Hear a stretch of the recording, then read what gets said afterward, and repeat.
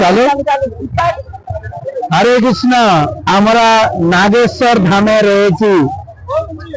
ভগবান শিবের দ্বাদশ জ্যোতির্লিঙ্গের মধ্যে একটা জ্যোতির্লিঙ্গ, মুখ্য মন্দির। এই দ্বারকা ধামের মুখ্য ধাম কর্তা শ্রী নাগেশ্বর মহাদেব কি।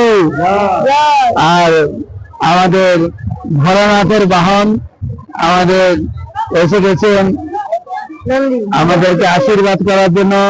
হ্যাঁ, এটা কিস দাও।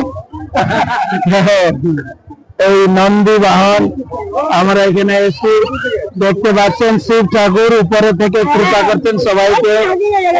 এই শিব ঠাকুরের কৃপা না হলে ধাম দর্শন হয় না। ভগবানের পরম ভক্ত শিব ঠাকুর। শিব ঠাকুর ভগবান নন, কিন্তু ভগবান দান করেন। ওহে ক্ষেত্রপাল শিব তুমি দয়াময়, কৃষ্ণ ভক্তি দেহ মরে হইয়া সদয়। হর হর মহাদেব।